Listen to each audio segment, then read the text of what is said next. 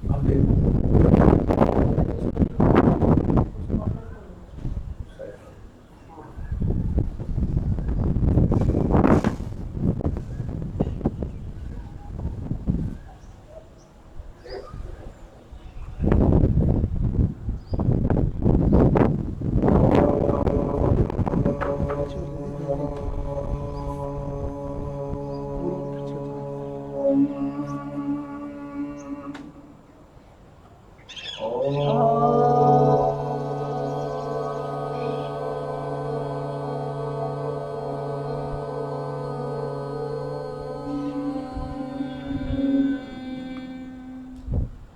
सभी को नमस्कार।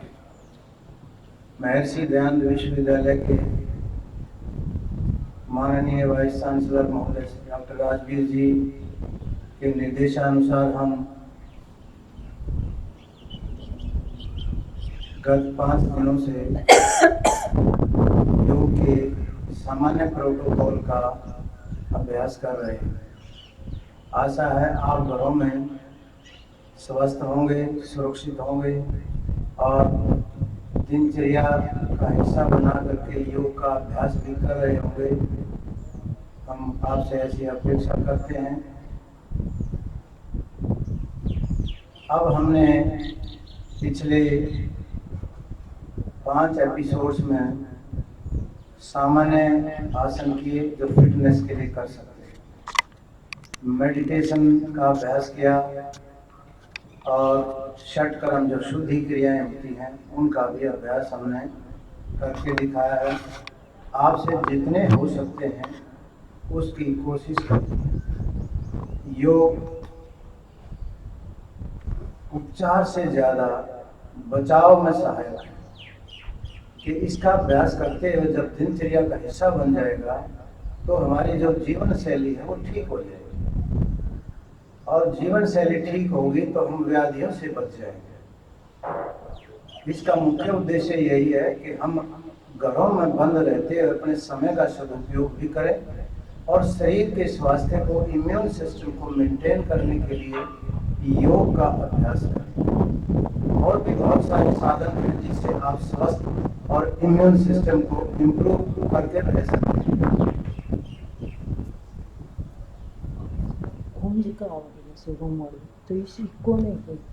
यहाँ हमने देखा कि बहुत ही सरल अभ्यास के द्वारा हमने शरीर के अंदर हमारी जो जॉइंट्स में हैं विशेष रूप से उनमें लचक उत्पन्न की है और जो हमारी मांसपेशियां हैं उनमें स्ट्रेंथन करते हुए शरीर के इम्यून सिस्टम को इम्प्रूव करने की कोशिश की है। प्राणायाम के माध्यम से हमने हमारी प्राण शक्ति का जो ऊर्जा का लेवल प्रत्येक व्यक्ति में होता है उसे बढ़ाने का प्रयास किया। आप इसको निरंतर जितना कर सकते हैं यथाशक्ति यथा समय आप दिनचर्या का हिस्सा बना करके इसे करते रहें। हमें आशा है कि आप जब मनोयोग से पूरा मन लगा करके करेंगे तो योग का जो हमारे ऋषि मुनियों ने जो हमें संदेश दिया है कि हम न केवल स्वस्थ रह सकते हैं बल्कि अपने जो जीवन को सुख और शांतिमय भी बना सकते हैं। क्योंकि योग केवल आसन, प्राणायाम और षटकर्म का नाम नहीं है। योग एक आदर्श जीवन शैली है जिसमें हम सामाजिक रूप से, व्यक्तिगत रूप से, जैसे महर्षि पतंजलि ने अष्टांग योग के माध्यम से संदेश दिया है कि हम सामाजिक रूप से भी यम के माध्यम से और व्यक्तिगत तौर पर नियम के माध्यम से एक संपूर्ण एक आदर्श नागरिक बनकर कैसे जीवन जी सकते हैं उसका उन्होंने प्रावधान इसके अंदर किया है। तीसरे नंबर पर आसन है।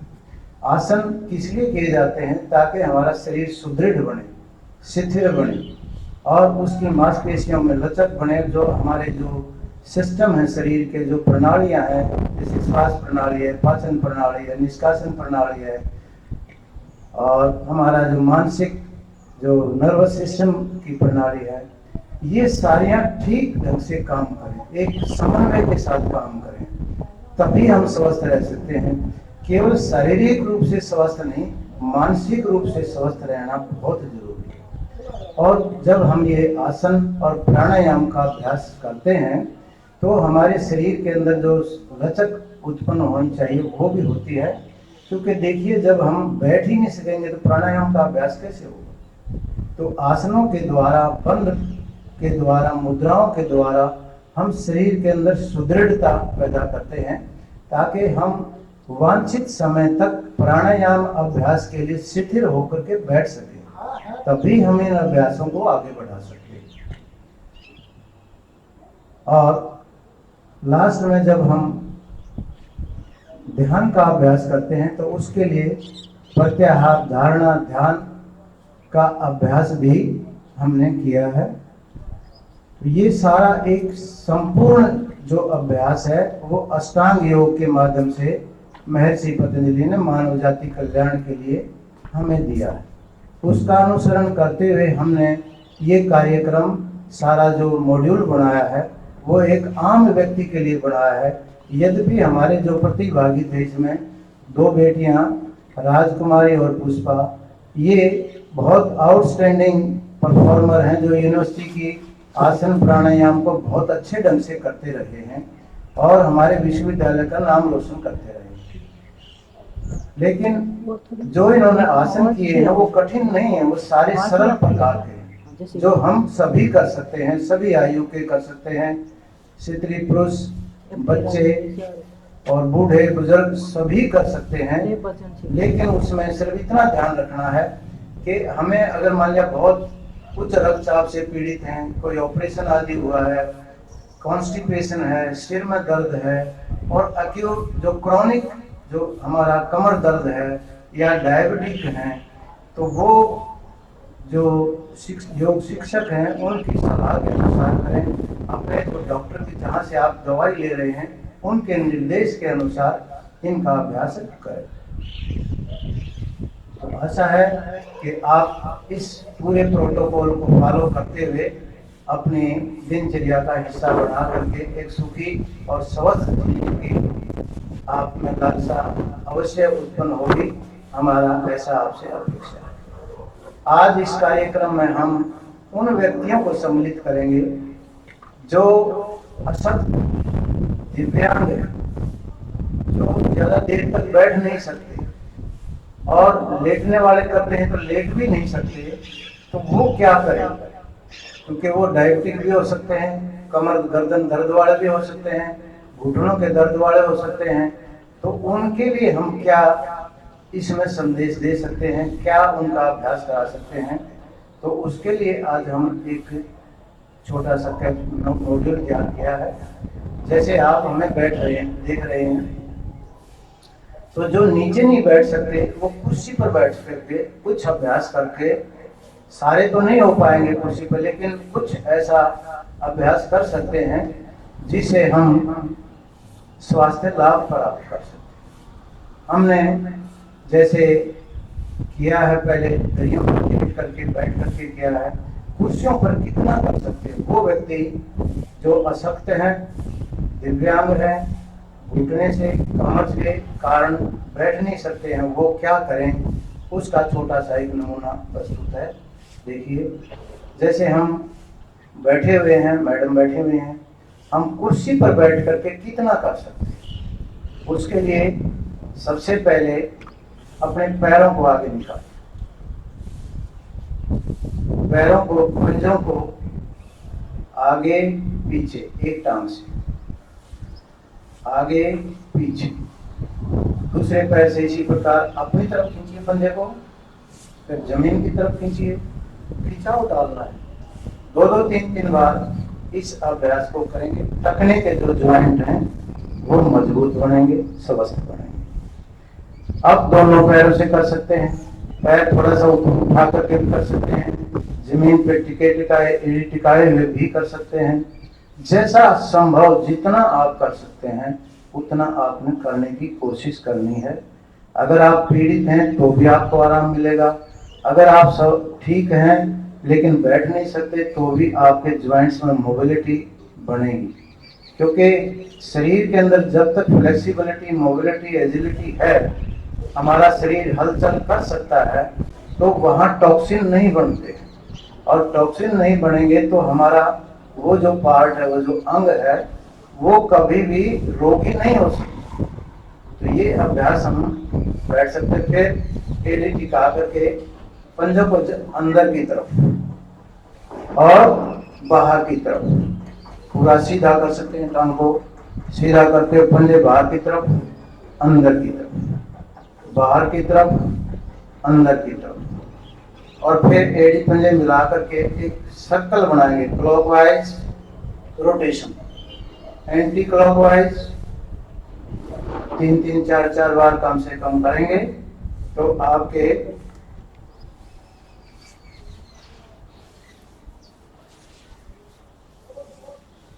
तो ये हमारे जो पैर हैं, देखिए हम सबसे ज्यादा हाथ और पैरों से ही काम लेते हैं। अगर ये हमारे फ्लेक्सिबल हैं, ये ठीक ढंग से काम करते हैं, तो हम एक सामान्य जीवन जी सकते हैं, और जो कम से कम जितना व्यायाम हमें करना चाहिए वो भी कर सकते हैं। तो ये हमने पैरों का किया। अब जैसे नीचे बेटी बैठे हुए भी कर रहे हैं, वो भी करते रहें, और पैरों को ऊपर उठा करके क्या करें, थोड़ा पैरों को 1 बाय 1 ऊपर उठाएंगे, जितना यथाशक्ति ऊपर उठा सकते हैं, और उठा करके पंजे को अपनी तरफ खींचना है, एड़ी को बाहर की तरफ। कोशिश करें जो घुटना है वो सीधा हो जाए। अगर घुटना सीधा हो जाता है तो घुटने की बहुत सारी समस्याएं खत्म हो जाती हैं, वो हमें दर्द दुख नहीं देती हैं, और घुटने के जो लिगामेंट्स हैं वो स्ट्रेंथन होते हैं। वो स्ट्रेंथ होंगे तो पेन नहीं होगा। पेन क्यों होता है कि वो खत्म हो जाते हैं किसी कारण से, मेडिसिन का प्रभाव भी हो सकता है, जीवन शैली का भी असर हो सकता है। तो जिस कारण से भी वो लचक नहीं रही है उनमें, तो उनके अंदर लचक उत्पन्न करने के लिए, उन्हें स्ट्रेंथन करने के लिए, मजबूती देने के लिए, सुदृढ़ता देने के लिए हम ये अभ्यास कुर्सी पर बैठ करके कर सकते हैं। अब आगे पैर को उठा करके एक और अभ्यास करेंगे घुटने के लिए ही। घुटने को ऊपर उठाएं और दोनों हाथों से नीचे से दोनों हाथों की ग्रिपिंग करें, कोहनी से ग्रिपिंग करें, और पैर को यथाशक्ति ऊपर उठाएं, ऐसे जितना उठा सकते हैं। पूरी सपोर्ट है हाथों से, और इनको हम ऊपर उठा रहे हैं।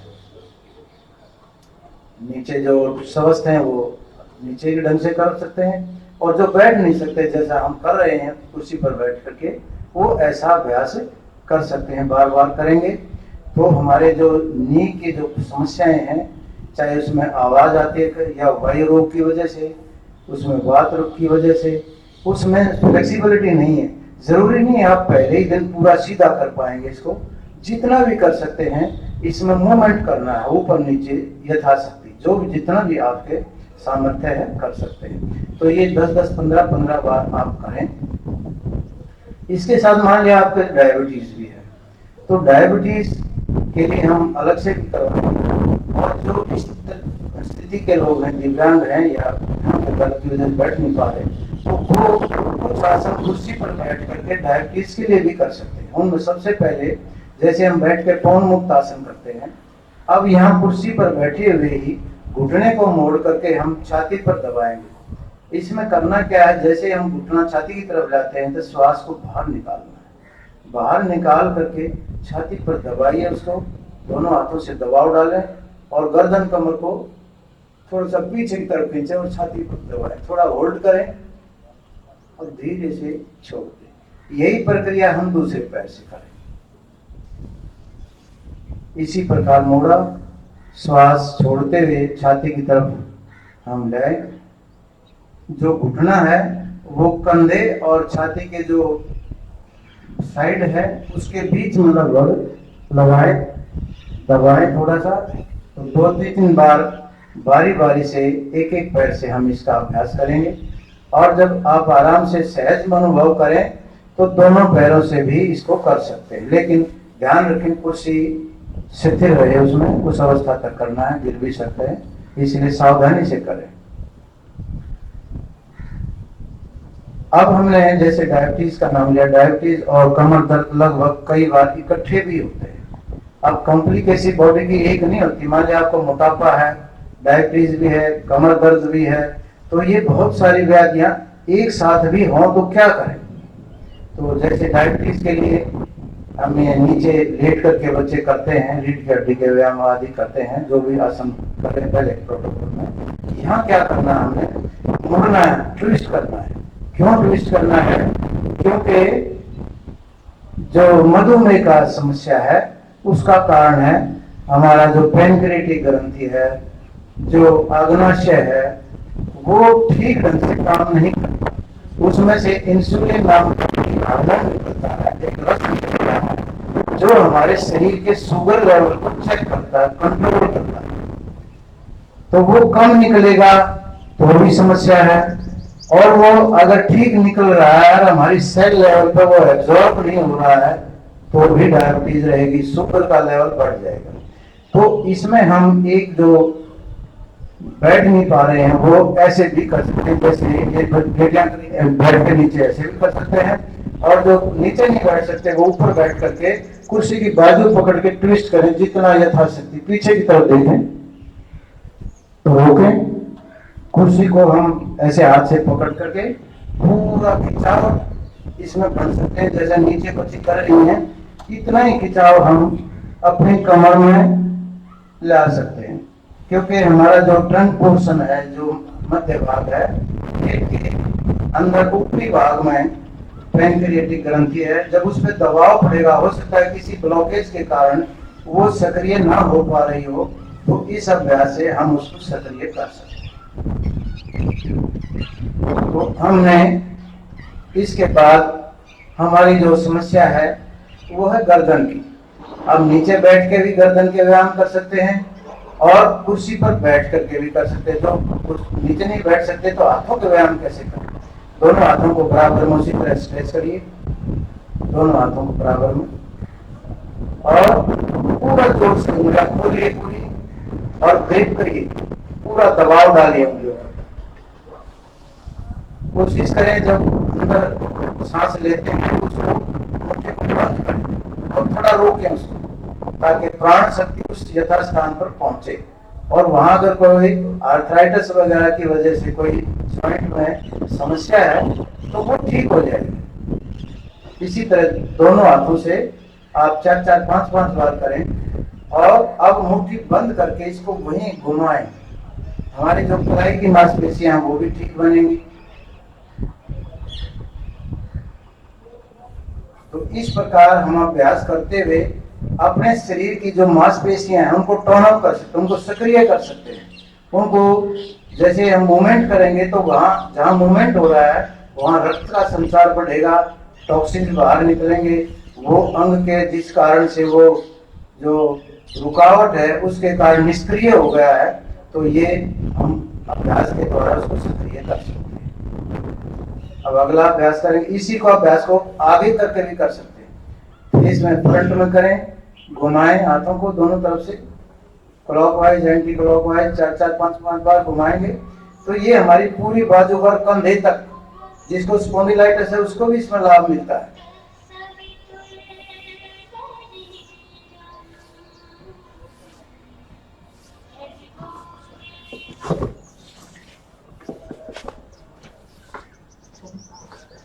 अगला अभ्यास करेंगे, हमने कंधों पर रखिए दोनों हाथ, दोनों उंगलियों को कंधों पे लगा करके, और पहले आगे से पीछे की तरफ, क्योंकि हम आगे की तरफ तो प्राय झुके ही रहते हैं। गर्दन के दर्द उनको ज्यादा होते हैं जो बैठ के काम करते हैं, जो ऑफिस में काम करते हैं, कंप्यूटर पे काम करते हैं और लगातार बैठे रहते हैं, सारा दिन एक स्थिति में हमारी गर्दन की मांसपेशियां रहती हैं, तो उसके कारण जो पीछे की मांसपेशियां गर्दन की वो खिंच जाती हैं, ओवर स्ट्रेच हो जाती हैं, और वहां रक्त संचार कम हो जाता है। नर्वस सिस्टम भी जो वहां सक्रिय, क्योंकि टॉक्सिन बढ़ जाएंगे तो नर्वस सिस्टम भी हमारा सक्रियता के साथ काम नहीं करेगा। इस कारण से हमारी जो गर्दन का जो स्पॉन्डिलाइटिस जिसको रोग बोलते हैं, वो प्राय इसी कारण से होता है कि हमारी जो जीवन शैली है बैठने की और आगे झुके रहने की, ज्यादा काम करने की, पढ़ने के समय, क्योंकि जब हम ज्यादा समय तक लगाएंगे और उस अवस्था को नहीं बदलेंगे जैसे हम रोटी बनाते हैं, रोटी बनाते समय उसको बदलते हैं ताकि उसमें वो जले नहीं, क्योंकि हीट ज्यादा होगी जल जाएगा। इसी प्रकार हमारा जब शरीर एक अवस्था में रहता है तो वहां की मांसपेशियों के अंदर रक्त संचार की समस्या आती है और वो नर्वस सिस्टम की सक्रियता से वहां काम नहीं करता है, इसलिए गर्दन के दर्द होते हैं। तो ये हम जैसे आगे से पीछे, पीछे से आगे इस प्रकार 4-4, 5 बार करेंगे तो हमारी जो ये कंधे की जो मांसपेशियां हैं ये स्टिफ नहीं रहेंगी, ये रिलैक्स हो जाएंगी। छोड़ दीजिए, अगला अभ्यास करेंगे।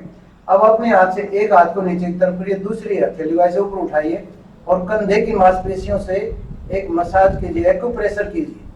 कंधे की मांसपेशियों को दबाइए उंगलियों से, कंधे की मांस गर्दन तक, कंधे से लेकर के गर्दन तक ऐसे उंगलियों का एक प्रेशर बनाएंगे इसके ऊपर, ताकि ये हमारी जो गर्दन की मांसपेशियां रिलैक्स हो जाए। दोनों तरफ से, दोनों हाथों से बारी बारी से अपने आप ही इसको कर सकते हैं।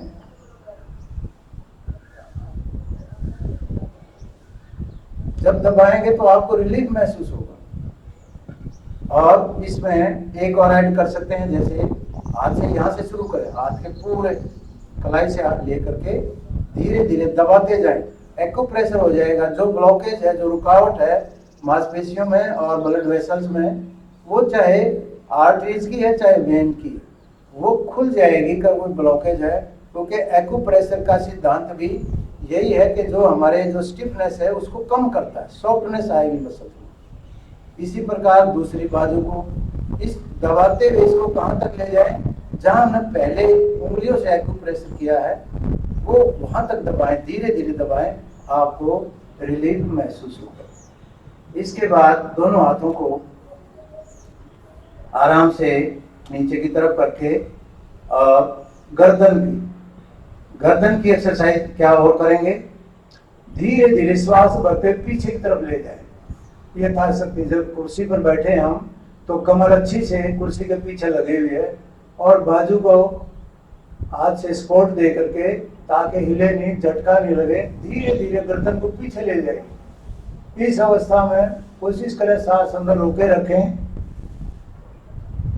और फिर धीरे धीरे जितनी धीमी गति से लाएंगे उतना ज्यादा गर्दन की मांसपेशियों को लाभ मिलेगा।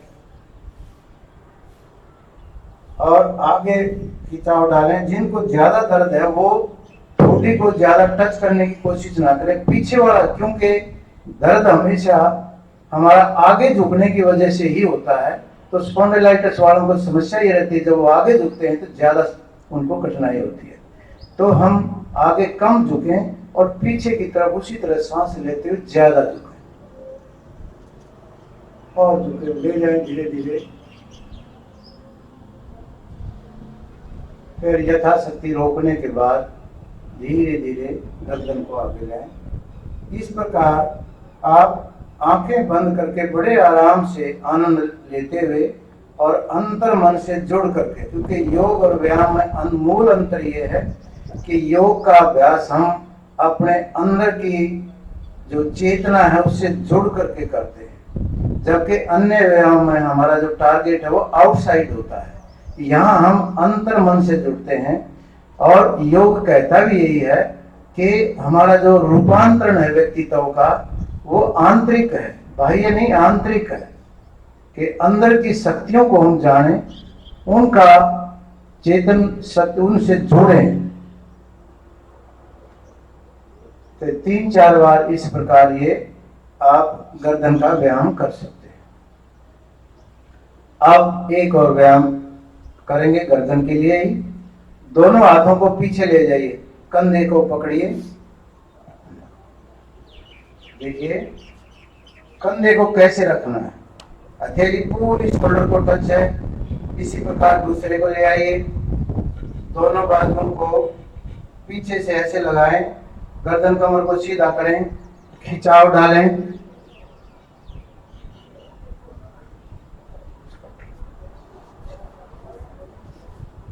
पीछे पीछे की स्थिति क्या बनती है हाथों की देखिए। दोनों हाथ पीछे हैं, कंधे से पकड़े, गर्दन सीधी की, पूरा श्वास अंदर है, रोके रखा, जितना आराम से रोकेंगे, आप करते हुए अपने आप आनंद अनुभव करेंगे। रिलैक्स मसल्स को, जो गर्दन का दर्द है उसको बड़ा आराम अनुभव कर पाएंगे। ऐसा थोड़ी देर रोकेंगे, 4-5 बार हम इस अभ्यास को कर सकते हैं। अब थोड़ा सा रिलैक्स रखते हुए दोनों कोहनियों कलाई को पकड़िए, कलाई से पकड़ के और दाएं बाएं खींचना है, एक तरफ स्ट्रेच करना पूरा, दाएं बाएं खींचिए, ये नहीं देखिए ऐसे, यहाँ से तो खींचो इस एक तरफ, ये गर्दन के पीछे कोहनी आ जाए, गर्दन के पीछे कोहनी आएगी, पूरा खिंचाव डालना है।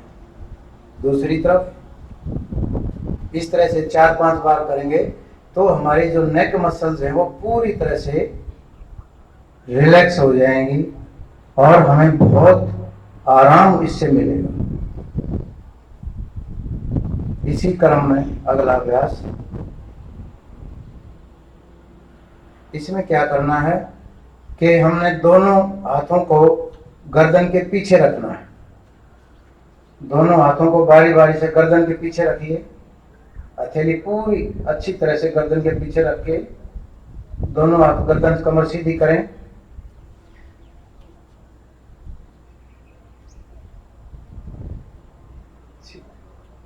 छोड़ दीजिए, ऐसे भी 3-4 बार करेंगे।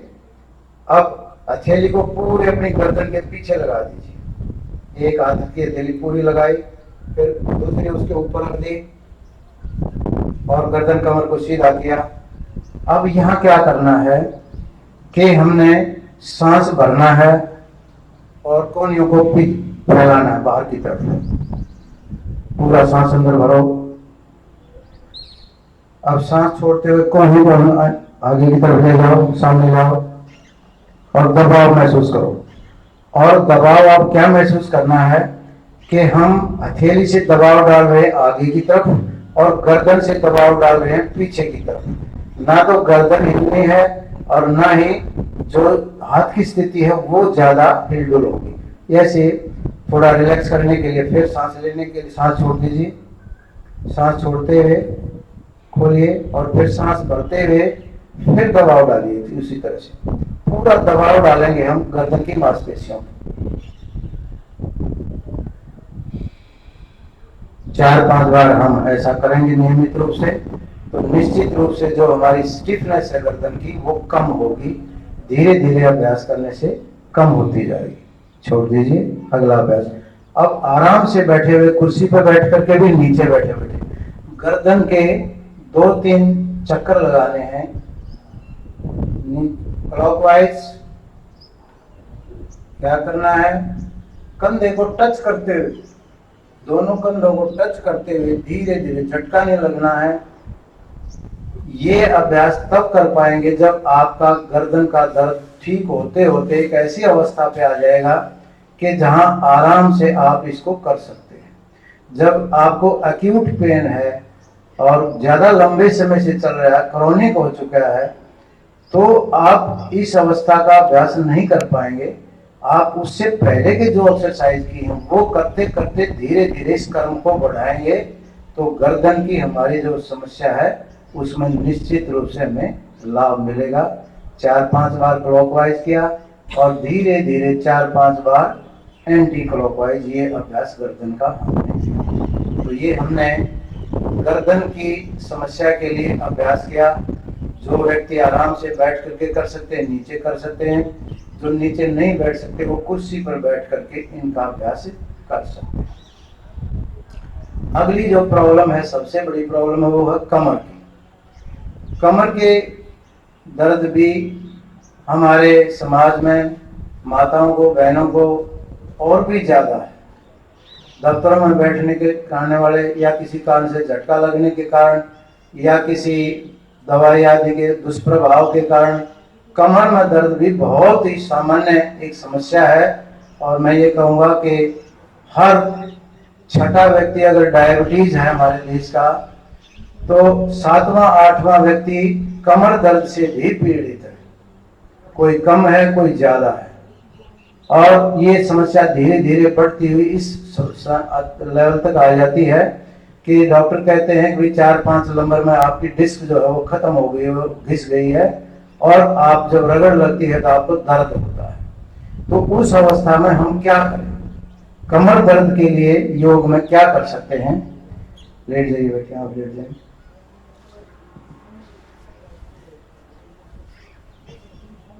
कमर के दर्द, दोनों पैरों को मोड़ें। अब देखिए, जो कमर के दर्द वाले हैं, दोनों पैरों को ऐसे मोड़ेंगे, हाथ बराबर में हैं, तो हमारी जो बैकबोन है वो जमीन से टच करेगी। अगर हम पैर सीधे रखेंगे तो वो जमीन को टच नहीं करेगी। इस अवस्था में हमारा जो रीढ़ की हड्डी सीधी होगी, तो जो पेन हमें अनुभव हो रहा है आउटर साइड बल्जिंग की वजह से या इन साइड कर्व बनने की वजह से, वो नहीं होगा। दबाव महसूस करें, और दबाव के लिए और भी दबाव हम डालने के लिए क्या करेंगे? एक पैर के कोण मुक्तासन इसमें करेंगे, बारी बारी से कोण। इसको हम जो नीचे नहीं बैठ सकते, वो कुर्सी पर बैठ करके भी थोड़ा सा अभ्यास इसका कर सकते हैं। ऐसे मोड़ करके छाती के साथ लगाएं,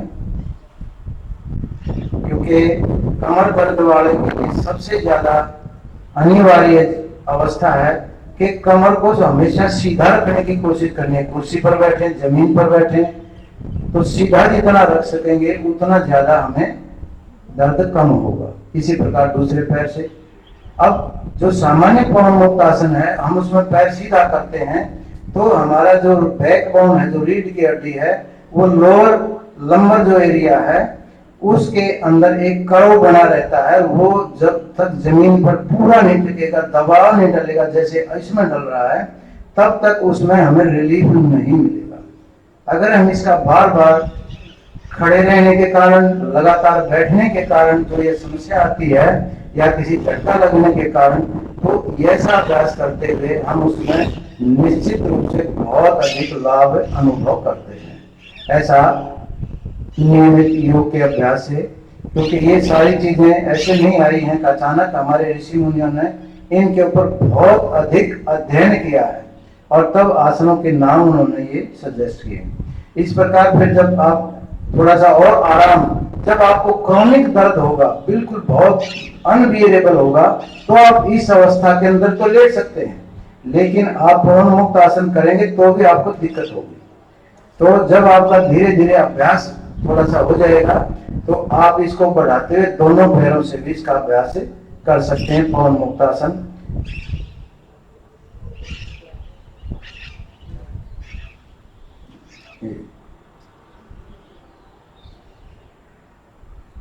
छोड़ दीजिए। इसमें ध्यान यही रखना है, जब हम घुटने छाती की तरफ जाते हैं तो सांस बाहर होता है, और यथाशक्ति रोकने के बाद फिर हम सामान्य रिलैक्स। अगला अभ्यास करेंगे, क्योंकि कमर दर्द का अभ्यास हम कर रहे हैं, तो कमर की हमने एक एक्सरसाइज की। अब दोनों टांगों को उसी तरह से मोड़िए, मरकट आसन का अभ्यास करेंगे। इसमें दोनों हाथों को बराबर में ले आइए, सीधे हो गए, हथेली जमीन की तरफ है, दोनों पैर मिले हुए हैं। अब धीरे धीरे घुटने दाएं और गर्दन को बाएं, धीरे धीरे एक ट्विस्ट बनाएंगे, ट्विस्टिंग पोजीशन बनाएंगे। मरकट आसन बोलते हैं इसको, या रीढ़ की हड्डी के व्यायाम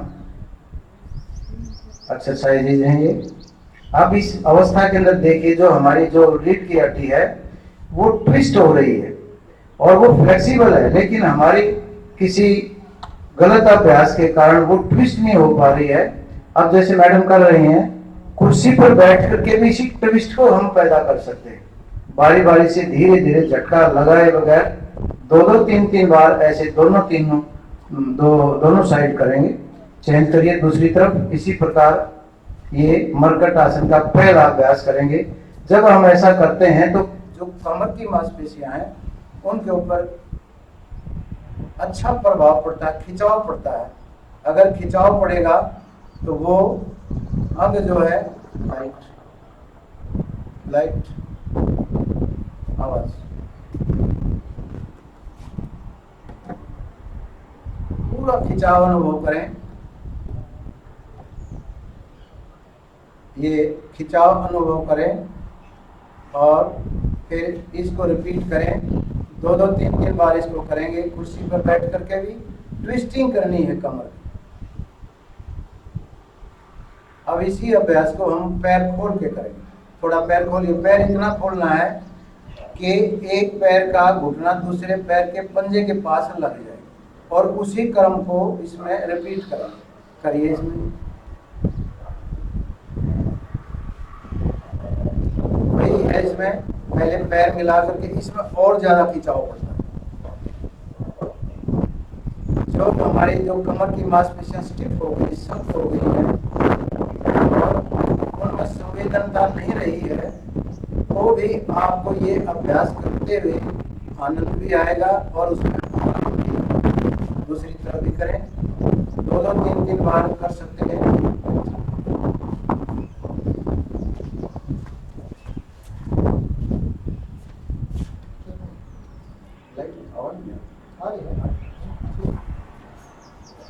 तो ये हमने 3-4 बार अभ्यास इसका किया। छोड़ दीजिए। अब एक पैर को सीधा कर दीजिए, बाएं पैर को सीधा कर दीजिए और थाई के ऊपर पूरे तलवे को टिका दीजिए आराम से। अब उसी प्रैक्टिस को कोशिश करें, ये जो घुटना है ये जमीन पर टिक जाए तो सीधे वाल पैर की तरफ और गर्दन दूसरी तरफ जाए। इसमें जो खिंचाव पड़ेगा वो पहले 2 से भी ज्यादा पड़ेगा। और जितने हमने आज तक कमर दर्द वाले जो पीड़ित लोग थे उन पे इनका अभ्यास करवाया है, ये तीनों ही अभ्यास बहुत अधिक लाभकारी सिद्ध हुए हैं। और जब बैठ ही नहीं सकते थे और थोड़ा सा उठते ही सीधा होते ही उनको दर्द होता है, इनके करने से उनको बहुत अधिक एक आनंद की अनुभूति होती है और कुछ ही दिनों के अंदर वो बड़ा रिलैक्स महसूस करने लग जाते हैं। इसी प्रकार 2-3 बार ये करके फिर दूसरे पैर से भी रिपीट करेंगे इसको।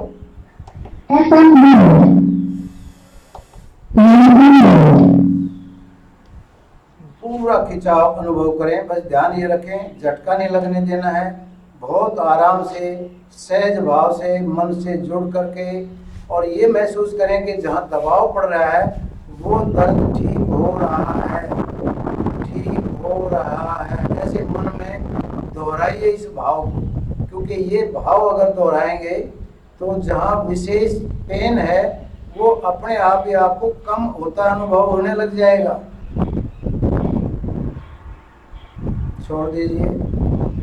इस प्रकार दोनों तरफ से आप 2-2, 3-3 बार जैसा सामर्थ्य है, जैसा आपके पास समय है, इसका अभ्यास करते हुए आप जो कमर की समस्या है उसके अंदर कुछ राहत अनुभव कर सकते हैं। अब इसके अलावा कमर के 1-2 और आसन और हैं, जैसे उत्तान पाद आसन। दोनों पैरों को मिलाइए। उत्तान पाद बहुत ज्यादा ऊपर नहीं उठाना है, धीमी गति से उठाना है और जमीन से लगभग आधा फुट ऊपर, ज्यादा ऊपर में लाभ नहीं होता है। एक ऐसी अवस्था आएगी, उठाते जाएंगे तो जब आप उठा करके नीचे की तरफ लाएंगे तो एक जो हमारी रेक्टस मसल्स है पेट की, एक अवस्था पर वो ज्यादा खिंचाव अनुभव करेंगे। बाहर रोकना, नीचे लाइए, थोड़ा और नीचे लाइए और नीचे लाइए। ऐसा स्थान जमीन से केवल आधा फुट ऊपर है जहाँ ज्यादा खिंचाव पड़ता है पेट की। पेट के लिए भी अच्छा है और कमर दर्द के लिए भी ये अच्छा अभ्यास है। इसको हम 2-3 बार अभ्यास कर सकते हैं। नाम है इसका उत्तान पाद आसन। ये भी कमर दर्द में भी, पेट के समस्याओं के लिए भी, जिनको वायु विकार है, कॉन्स्टिपेशन, उसमें भी ये लाभकारी अभ्यास है। इस आसन से हम प्राप्त लाभान्वित हो सकते हैं। अब हम कुछ आसन और करेंगे जो डायबिटीज के लिए भी है और कमर दर्द के लिए भी। करवट लीजिए, बाएं करवट।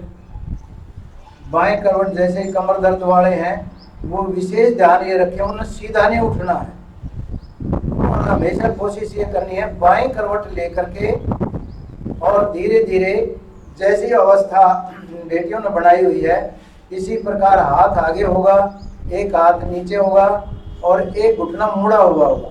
इस अवस्था में अगर आप लेट सकते हैं, सो सकते हैं, तो भी आपको ज्यादा रिलीफ महसूस होगा, गर्दन के दर्द में भी और कमर के दर्द में। अब घुटने को जितना आप कोहनी के नजदीक लाएंगे उतना ज्यादा रिलीफ आपको कमर दर्द में अनुभव होगा। बाजू को बेसिक इसको पूरा निकालना है, पीछे वाले को इसको नीचे ले आएंगे। ये एक ऐसा पोस्टर है जिसमें कमर दर्द वाले, क्योंकि सोते समय भी कमर दर्द करती है तो क्या करें, बहुत ऐसे नहीं दर्द होता है। अगर हम इसी तरह से टर्न करके इस अवस्था के अंदर शरीर को ले आए तो ये बालासन कहलाता है। इससे बहुत ज्यादा रिलीफ आपको सोने में मिलेगा। और जो आपकी कमर असहनीय दर्द के कारण आप नींद नहीं ले पा रहे हैं, इस अवस्था में लेकर के आप नींद का अनुभव भी कर सकते हैं। और जब आपकी आदत अच्छी पड़ जाएगी तो कमर दर्द वाले इस अवस्था में पूरी नींद का लाभ प्राप्त कर सकते हैं। तो वापस ये आप दोनों साइड से कर सकते हैं, दूसरी तरफ से भी ऐसे ही करें। पेट के बल ही रहें। अब पेट के बल वाले आसन करने।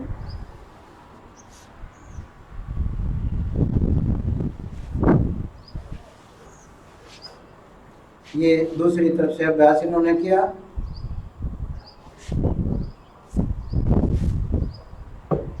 इस प्रकार आप कोई ज़्यादा मूवमेंट भी नहीं है, लेकिन हमारी जो वर्टिब्रल कॉलम है वो बहुत सहज अवस्था में इस अवस्था में होती है। और वो जो दर्द है, जो खिंचाव के कारण हमें कमर के अंदर जो असहनीय दर्द है वो इससे हमें कम हो भी होगा और हमें नींद जो रिलैक्सेशन है वो अनुभव होगी, पीड़ा कम होगी। क्योंकि पीड़ा कम करने के लिए हम प्राय दवाइयाँ लेते हैं जो हमारे बहुत सिस्टम्स को बहुत नुकसान पहुंचाती हैं, लीवर को नुकसान, किडनी को नुकसान। क्योंकि दर्द की जितनी ज़्यादा दवा आप खाएंगे अंदर के ऑर्गन्स हमारे खत्म होते चले जाएंगे, उनका काम करने की शक्ति खत्म हो जाएगी। इसलिए दर्द की दवाएं कम से कम लेनी चाहिए, ऐसे स्थिति में ही लें या डॉक्टर जिस अवस्था में बताएं। अन्यथा कोशिश करें कि इस अवस्था के अंदर रिलैक्स करने की, सोने का प्रयास करेंगे तो आपको कमर दर्द में फायदा होगा। आप पेट के बल वाले दो आसन और करेंगे जो डायबिटीज में भी लाभकारी हैं और कमर दर्द में और गर्दन के दर्द में भी लाभकारी। सबसे पहले जैसा हमने करवाया है सामान्य प्रोटोकॉल में भी क्या करना है, दोनों हाथों को कमर के ऊपर ले जाइए और ग्रिप कर दिए, हथेलियों को मिला करके ग्रिप कर दें और कोहनी सीधी कर दें। सांस भरते हुए धीरे धीरे ऊपर उठें, धीरे धीरे ऊपर उठें, झटका नहीं मारना है, आराम से जितना ऊपर उठा सकते हैं। अब ये पेटियों का अभ्यास, फ्लेक्सिबिलिटी बहुत अच्छी है तो ये बहुत ज़्यादा कर सकते हैं, लेकिन आप जितना भी चाहे ज़मीन से 4 इंच आप उठा सकें सीधा। जो आप कोहनी पर दबाव डालेंगे अपने आप ही कंधे पीछे की तरफ खींचेंगे और गर्दन की मांसपेशियां रिलैक्स हो जाएंगी। ये हमारे स्पॉन्डिलाइटिस के लिए लाभकारी। रिलैक्स, सांस छोड़ते हुए धीरे धीरे नीचे। कुर्सी पर जो नीचे नहीं लेट पा रहे हैं, किसी कारण दिक्कत है, तो वो कुर्सी पर भी इस दबाव को कर सकते हैं। दोनों बाजुओं के ऊपर अपना हाथ रखिए और आर्क बढ़ा करके कोहनी का सपोर्ट दे करके गर्दन को पीछे की तरफ जैसे मैडम कर रही हैं ऐसे खिंचाव डालिए। रिलैक्स। अब हम भुजंग आसन भी करेंगे। भुजंग आसन भी जितना आप कर सकते हैं, इसमें ध्यान ये रखना है झटका नहीं लगने देना है। हथेली हमारे कंधे के नीचे है, कोहनी छाती के साथ लगी हुई है और ठोड़ी जमीन के ऊपर है, पैर मिले हुए हैं। इस अवस्था में धीरे धीरे जितना आप आराम से गर्दन को ऊपर उठा सकते हैं उठाइए और श्वास भरते हुए गर्दन को ऊपर की तरफ ले जाइए। कुर्सी पर बैठ करके भी वैसे ही पूरा सांस भरा और पीछे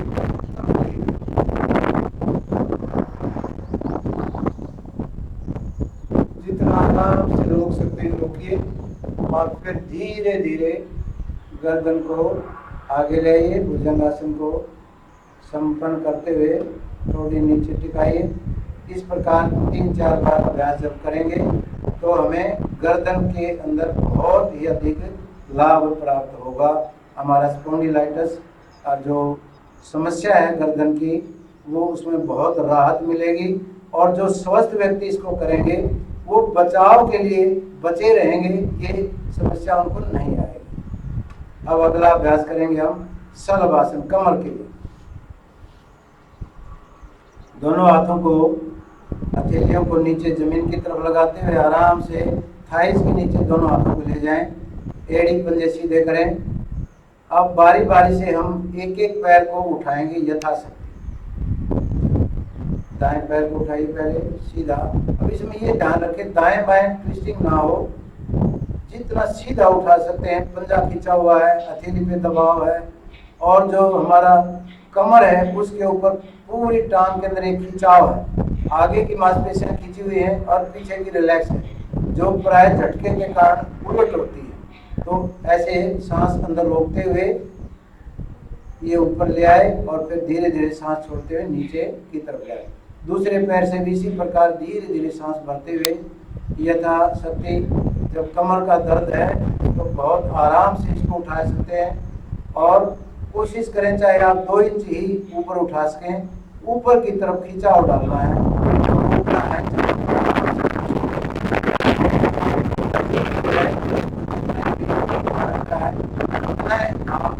इसको आराम से उठा करके 3-4 बार कमर दर्द के अभ्यासी जो बहुत क्रोनिक जो सख्त दर्द है उसमें भी धीरे धीरे इसमें लाभ मिलेगा। और जब आपका अभ्यास अच्छा हो जाए और आपको पूरा ये विश्वास हो जाए कि मैं कर सकता हूँ, तो इसको दोनों पैरों से भी धीरे धीरे कर सकते हैं। ध्यान हमेशा ये रखना है क्योंकि जो आपने धीरे धीरे अभ्यास बढ़ा के इस अवस्था तक आए हैं तो कई बार झटका लग जाता है, फिर हम अवस्था उसी पुरानी अवस्था में ही पहुंच जाते हैं। तो ये अभ्यास उसमें लाभकारी रहेगा। धीरे धीरे ऊपर ले जाना है। इस अवस्था में रोक करके थोड़ा करेंगे तो सांस अंदर रोका हुआ था। अब क्या होता है, जो नए अभ्यासी कई बार जब ऐसा करेंगे तो पिंडली की मांसपेशियां खिंच जाती, तो वो क्या करें, हाथ की पोजीशन वहीं रहेगी, पैरों को धीरे से मोड़िए और आगे पीछे इनको हिलाइए। ऐसा करेंगे तो जो हमारी जो काफ मसल्स हैं, पिंडलियों की जो मांसपेशियां हैं वो खिंच जाती हैं। ऐसा करने से वो रिलैक्स हो जाएगी और हमें और भी ज़्यादा आराम मिलेगा। इसमें कमर दर्द वाले एक और अभ्यास करेंगे। पैरों को सीधा करिए, दोनों मुट्ठियों को बंद करके और कमर के जहाँ पेन होता है, 4-5 वर्टिब्राज होते हैं, मुट्ठियाँ बंद करके दोनों हाथों को ऊपर ले जाइए उसके ऊपर और उनके ऊपर दबाव डालिए। पूरा मुट्ठियाँ नीचे की तरफ होंगी, पूरा दबाव डालो और दबाव डाल करके धीरे धीरे गर्दन और कमर को भी ऊपर खींचना है। और कोशिश करनी है पहले गर्दन को ऊपर खींचेंगे, दबाव डालो ऊपर, जहाँ दबाव दर्द है वो दर्द वाली जगह पे, चाहे आप हथेली पूरा खोल के दबाव डालें और चाहे ऐसे मुट्ठी बंद करके दबाव डालना है पूरा। गर्दन उठाए तो गर्दन को भी फायदा होगा और कमर को भी फायदा होगा। और फिर जब ये करें तो गर्दन नीचे ले आए और इसी तरह से पैर भी ऊपर उठाने की कोशिश कर सकते हैं। दोनों पैर भी उठाएंगे मिला करके या अलग अलग से, दोनों पैर हथेली को दबाए रखें, उसको पैरों को भी ऊपर उठाएं जैसे अर्ध शलभासन में उठाते हैं। ऐसे भी आप रोक पाएंगे तो बहुत अच्छा अभ्यास है इनका। रोक पा रहे आपसे इतना नहीं हो पाएगा, लेकिन कोशिश करनी है इस दिशा में रिलैक्स। अब इसमें अभ्यास में हमने देखा कि हमने गर्दन के लिए, कमर दर्द के लिए अभ्यास किए। ये अभ्यास दोनों ही, क्योंकि जिनको कमर में दर्द होता है उनको धीरे धीरे डायबिटीज आदि व्याधियाँ भी घेर लेती है।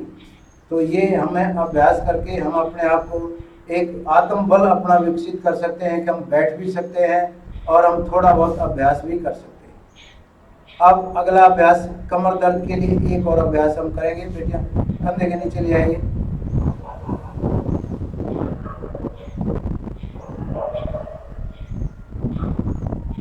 मार्जारी आसन।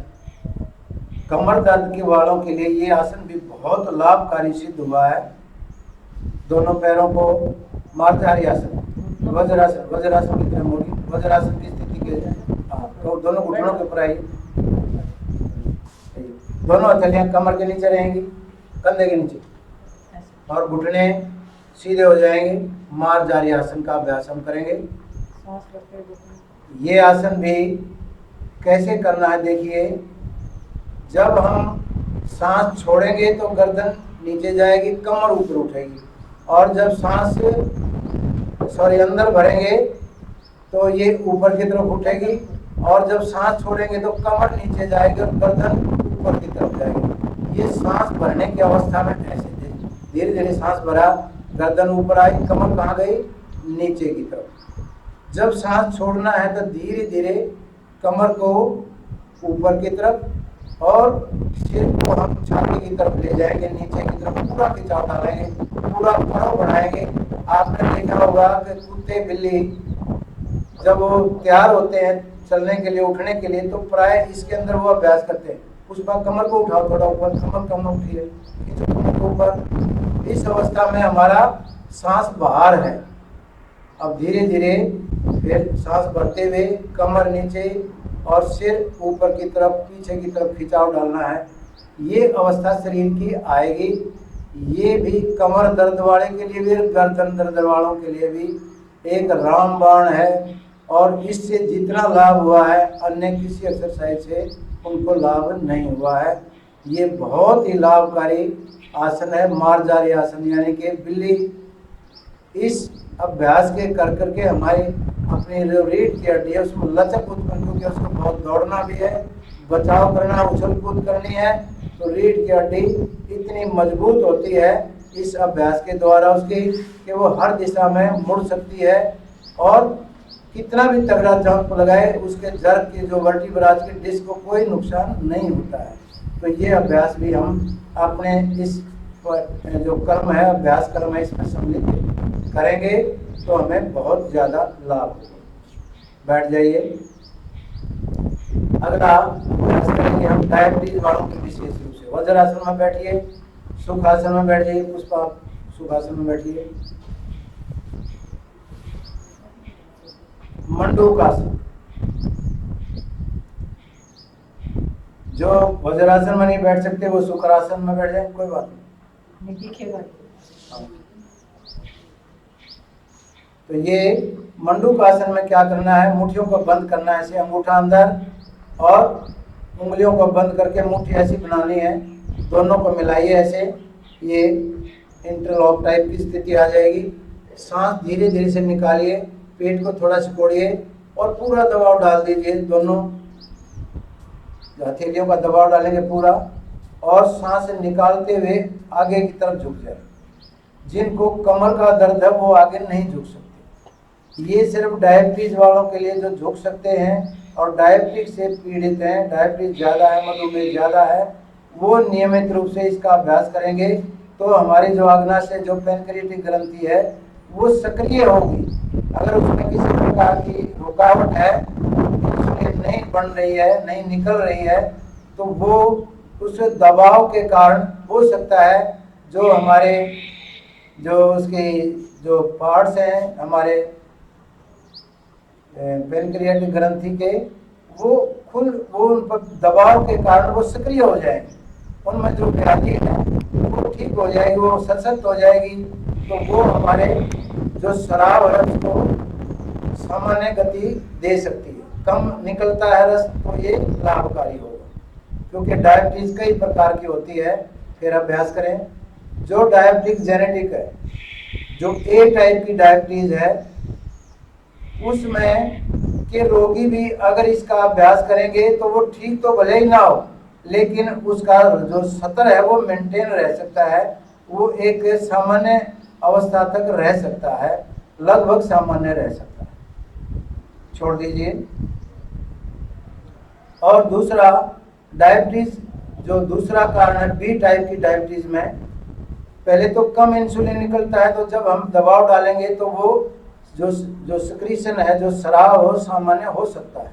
दूसरा क्या होता है कि हमारे सेल लेवल पे वो जो ग्लूकोज अंदर जानी चाहिए मेटाबॉलिज्म के लिए वो नहीं जा पाती, क्योंकि उसके अंदर जो इंसुलिन की मात्रा है वो कम है, और इस कारण से वो सेल के अंदर मेटाबॉलिज्म के लिए एंटर नहीं हो पाती, उसका एक तरह से वीजा नहीं लग पाता, तो वो एंटर नहीं हो पाती। तो ये कारण भी है, जब हम ये इतना हलचल करेंगे शरीर में तो वो मांसपेशियां भी सशक्त बनेगी, और जो हमारा जो मेटाबॉलिज्म के लिए, जो ऊर्जा के लिए हमें, जो ऊर्जा के लिए जो हमारा जो भोजन है वो जो सेल लेवल पर जाएगा, वो तभी जाएगा, वो सशक्त होंगे और इंसुलिन जो घुला हुआ है उसको अंदर ग्रहण कर सकेंगी, तभी मेटाबॉलिज्म काम करेगा और तभी हमारा शुगर का लेवल भी कम आएगा। जो हमारा, क्योंकि ये सारे जो व्याधियां हमने चाहे कमर दर्द की गिनी है, चाहे हमने डायबिटीज की गिनी है,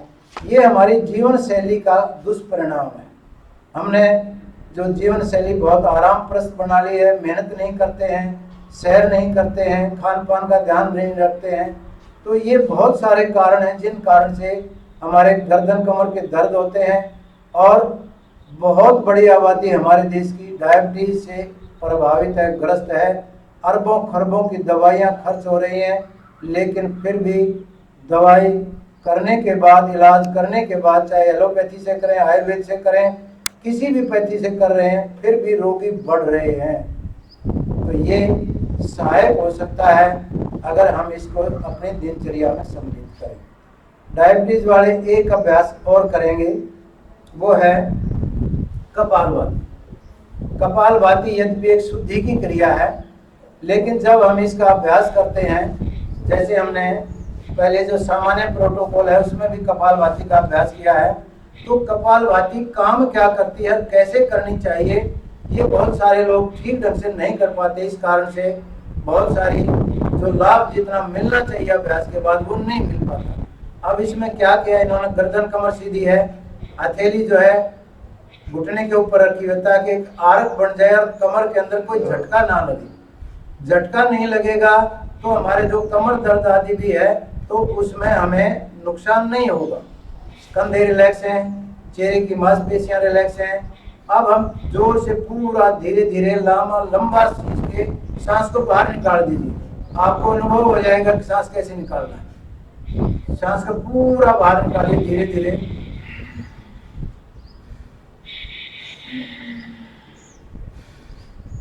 सांस को बाहर निकाला तो आप देखेंगे कि पेट कंट्रैक्ट होता है। फिर इस रिदम को बढ़ा करके आप बार बार करिए, सांस को बाहर निकालिए, बार बार सांस भेजे बाहर। और दूसरी प्रक्रिया इसमें यह भी है, सांस पेट को आप धक्का मारेंगे, अंदर की तरफ छोड़ेंगे तो भी सांस बाहर निकलेगा। इनमें से जो भी आपको सहज है वो आप करिए। करना क्या है, श्वास को बार बार बाहर निकालना है, बाहर फेंकना है। जब इस प्रक्रिया को निरंतर करेंगे तो पेट थोड़ा सा सिकुड़ेगा, फिर क्योंकि सांस लिया जाएगा उस पर ध्यान हमने नहीं देना है, हमने ध्यान देना है सांस छोड़ने पर। लगातार छोड़िए, छोड़ते रहिए और कोशिश करें कि नासिका के अंदर ज्यादा आवाज ना आए, क्योंकि नासिका में ज्यादा आवाज आएगी तो फ्रिक्शन होगा और हमारा जो रक्त का जो तापमान है वो बढ़ेगा। बढ़ना नहीं चाहिए, बढ़ेगा तो अन्य समस्याएं भी होती हैं, एसिडिटी बढ़ेगी, अल्सर आदि की समस्याएं हो सकती हैं। तो बड़े सहज भाव से, क्योंकि आवाज तभी आएगी जब हम मांसपेशियों को सिकोड़ेंगे। अगर सिकोड़ेंगे नहीं, चेहरे की मांसपेशियां रिलैक्स होंगी और नॉस्ट्रिल भी रिलैक्स अवस्था में रहेगा तो आवाज निकलेगी ही नहीं। सहज भाव से आवाज निकलनी चाहिए। पूरा बार बार करिए और इसकी गति इतनी रखिए कि 1 मिनट में ये 60-70 ही रहे। और उसका अभिप्राय ये है कि 1 सेकंड में 1 स्ट्रोक, यानी कि सांस अपने धक्के से बाहर निकाले। अब कई व्यक्ति ऐसा अभ्यास करते हुए ये भी कर रहे हैं कि उनको पता नहीं लग रहा है कि सांस बाहर निकल रहा है कि अंदर लिया जा रहा है। तो ये चेक करने के लिए अपनी हथेली को नासिका के अंदर आगे ले आइए, जैसे मैंने किया हुआ है। हथेली नीचे की तरफ है और हथेली का जो ऊपरी भाग है उस पर देखिए, जब सांस आप बाहर फेंक रहे हैं तो वो लगना चाहिए इसके ऊपर।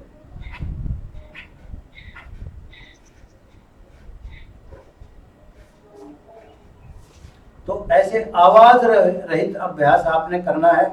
आपने ये चेक कर लिया कि सांस पूरा इन दोनों के ऊपर लग रहा है, तो आप फिर सामान्य अवस्था में ले आइए और इसको फिर अभ्यास को निरंतर कीजिए। अब इसमें देखिए क्या हो रहा है, फिजियोलॉजी शरीर की क्या हो रही है।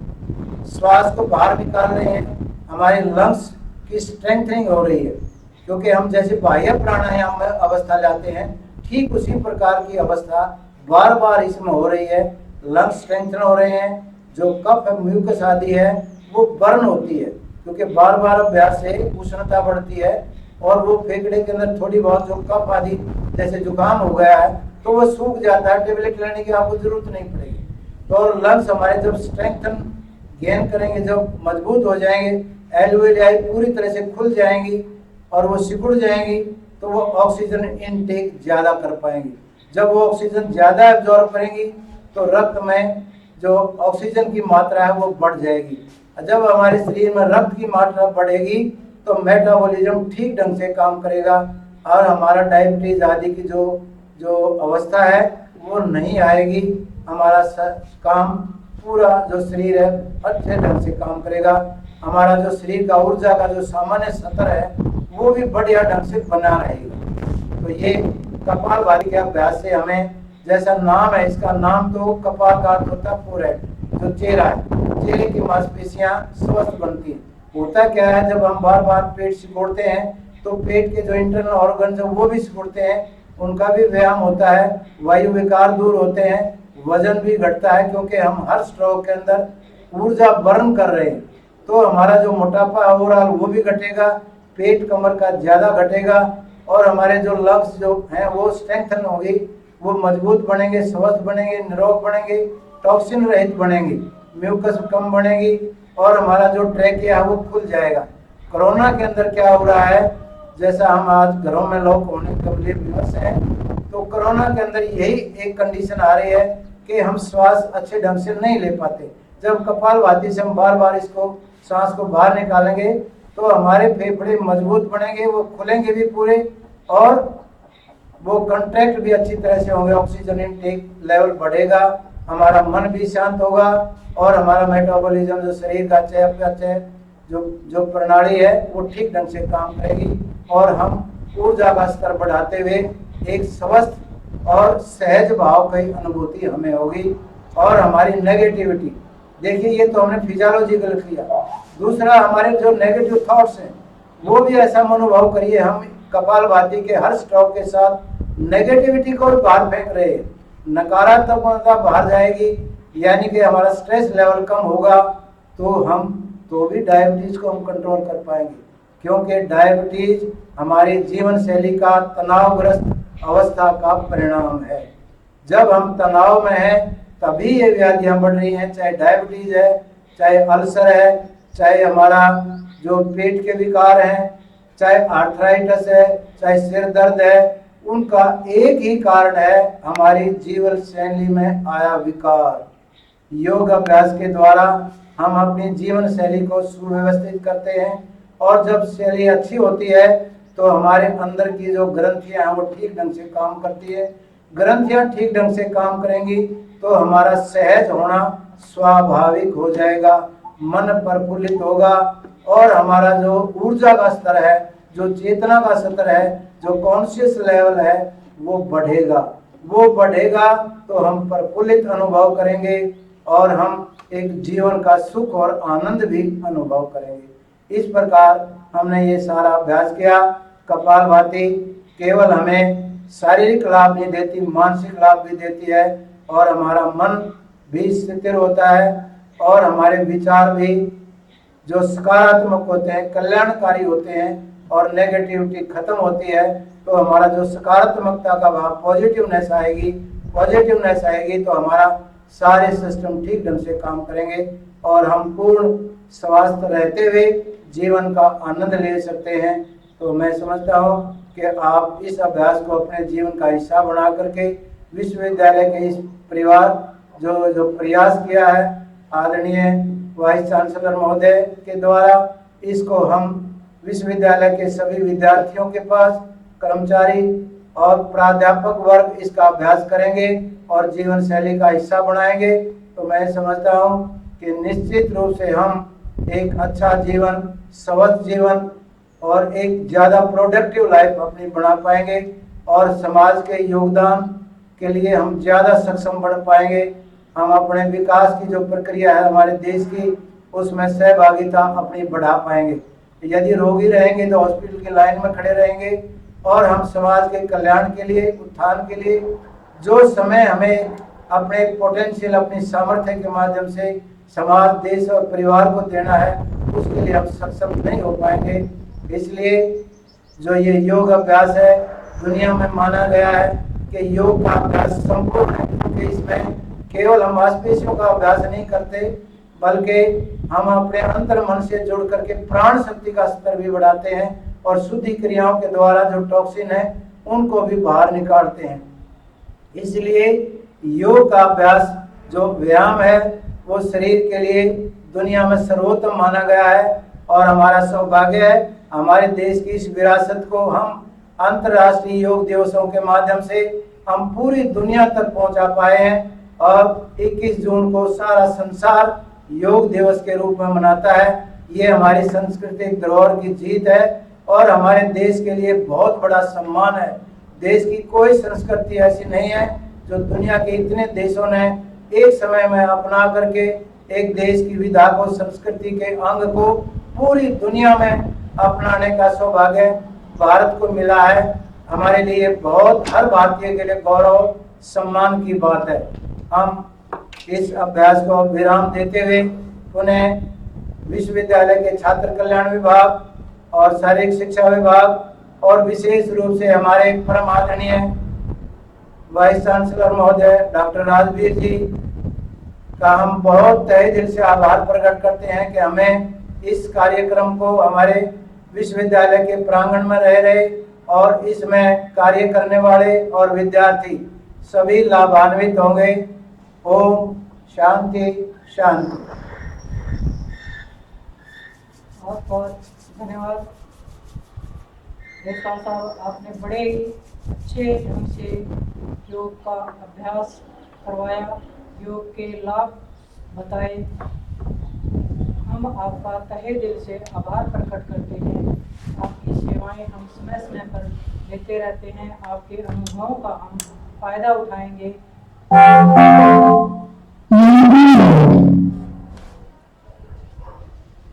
आपका बहुत बहुत धन्यवाद सर। इन छात्राओं का भी हम धन्यवाद करते हैं, इन्होंने अपना बहुमूल्य समय हमें दिया और योग के कार्यक्रम से हम सबको लाभान्वित किया। धन्यवाद। नमस्कार।